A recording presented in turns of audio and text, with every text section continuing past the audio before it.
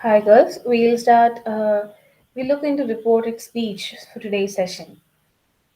So, reported speech is nothing but direct and indirect speech. Another term that we use for indirect speech is reported speech because you're basically reporting what had actually happened. Something has actually happened, and you are telling this is what happened. So, you are reporting it to someone else. That is why it's also called as a reported speech. So, as I told you, reported speech is how we represent the speech of other people or what we ourselves say. You can either say what the teacher told the other day, or you can say what you told to your friend the other day, or you told to your mother when you were getting ready for college.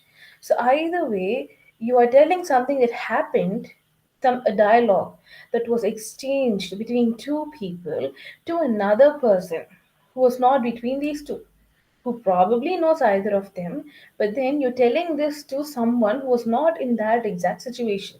So the thing that has happened, so whatever was happening has already happened. It is in the past now. Okay, so so now you're reporting it to another person. Okay, so that is a reported speech. So is what in how we represent the speech of other people or what we ourselves say. Okay, now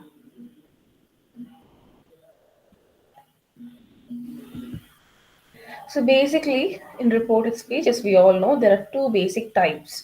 So first off, we have the direct speech, and then we have your indirect speech. Direct speech is when you exactly say what the other person told, like word to word.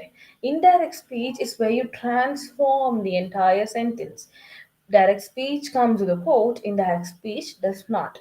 Okay, so you're telling directly how it was told.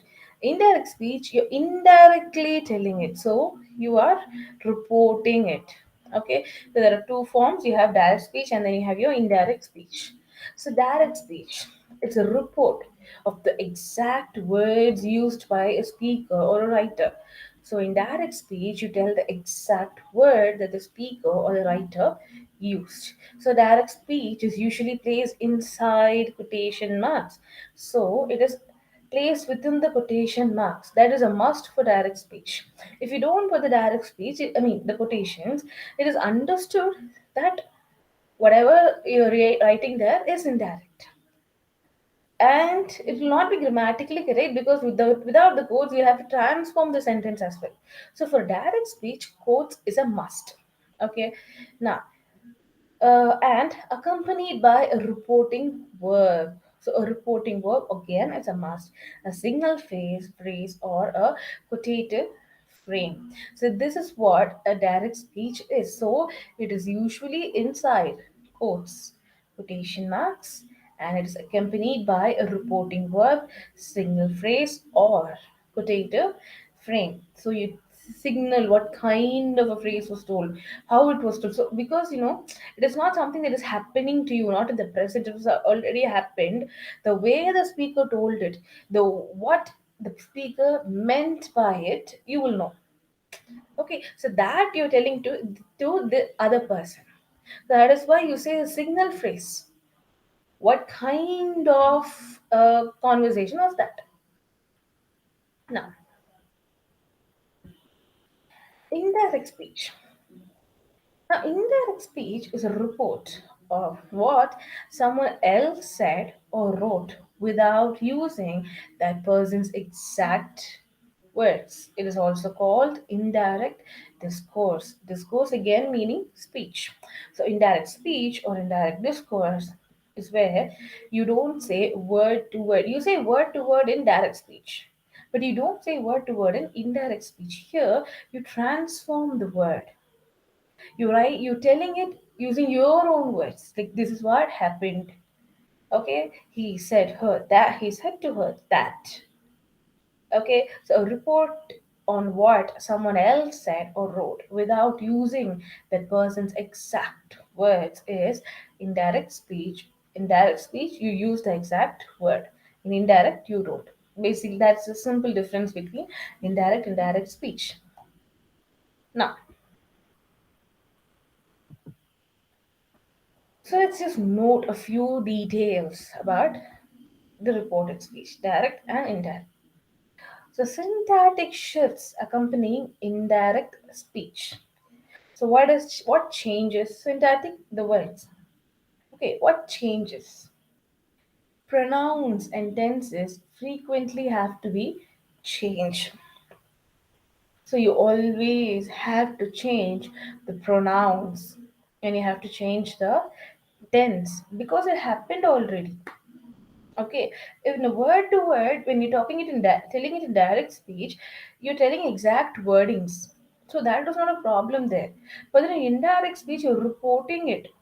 The entire thing, you're not putting it in quotes, you're reporting the entire thing. So obviously, you will have to change the tense of it. The thing has already happened. You're telling it in the past. So obviously, you will change the tense. So if you see, don't talk in the class, said the teacher to the boys. Now, in indirect speech, how do we write it? The teacher advised. The teacher advised the boys not to talk in the class. The boys, so what happens? The teacher, we leave until said. Okay, so until said, we leave. Okay. So we put a bar here. The teacher said to the boys. We have it here. The teacher and said the teacher to the boys. So we are inserting advice. So obviously this is an advice. So we're using advised the boys not don't will be converted not to talk in the class. Okay, and then see the second example. Justin said, I am very busy now. Justin said that. Justin said that I am will become he was. I here refers to Justin. So when you say this, Justin said that he am will become was because past tense. Okay, was very busy. Now note the word then now will be converted to then because it's not happening now, it was happening then, back then, right? So then, so as you can see here, I am has become he was, tense is changed. So basically what we've done, we inserted the word that, and then we've converted I into he, am into was, and the rest is as such, and now has become then. Okay, that's it. It's very simple. So direct speech is converted into indirect speech. So, reporting on what people wrote or thought, what someone wrote or what someone thought. Now, let's see. Report of what someone wrote. Direct speech said, direct says, I will love you forever, he wrote, and then posted the note through Karen's door. So this has already happened. I will love you forever, he wrote. Not said, he wrote. Now what will happen? He wrote that. Again, I is referring to this guy over here. This he over here, right? So I will become he. He wrote that he will become past tense word. He would love you. Obviously, this you refers to Karen, and as we all know, Karen is a girl. So you will become her. Love her forever. And then posted the note through Karen's door. So, see, whenever a sentence is really big, we tend to panic immediately. So, no need not you don't have to panic. Just simply analyze a sentence, and you will get to the solution easily. um yeah, so and then posted the note through the door. Karen's door remains as such. All you're altering is the first part of the sentence, because only in the first part you have the quotes. You have to alter only that. So that's why it goes, he wrote that he, I will become he would love you will become Karen. It's referring to Karen, so obviously her forever, and then posted the note through Karen's door. I hope you're getting it. Now, what do we do when we have to report someone's thoughts? So, first off, I need a new direction in life. She thought. She didn't say, she didn't write, she thought. I need a new direction in life, she thought. Now, you might notice it is not in quotes because it's something that she's thinking.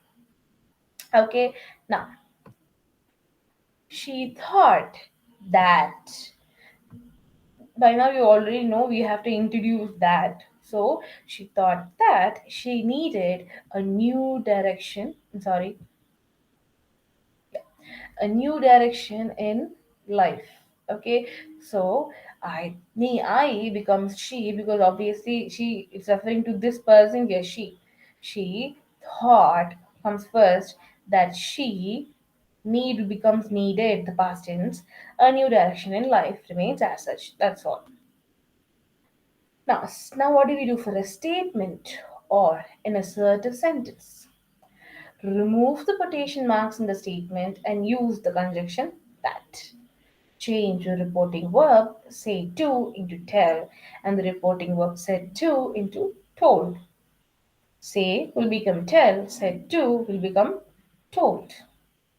That is all. For example, the teacher said, the sun rises in the east.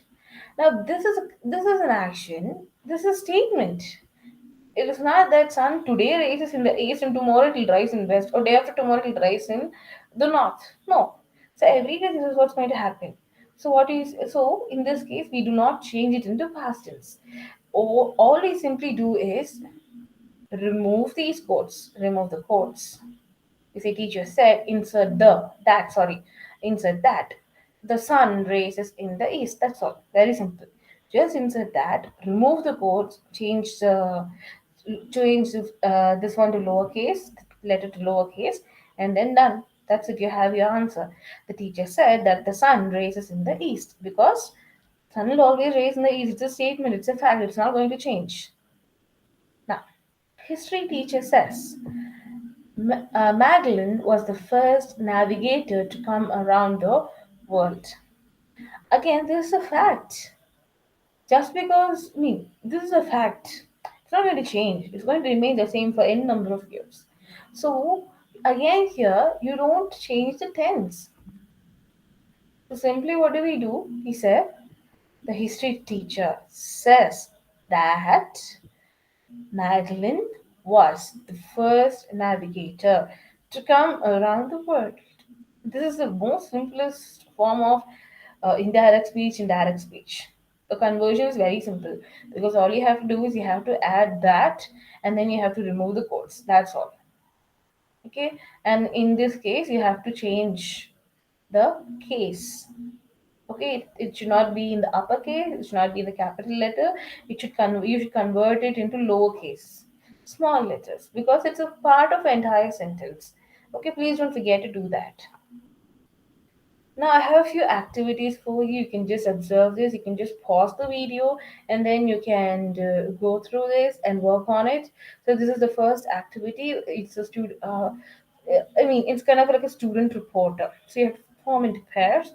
One student can be the reporter, and the other one will be someone worthy of an exclusive interview. Just imagine.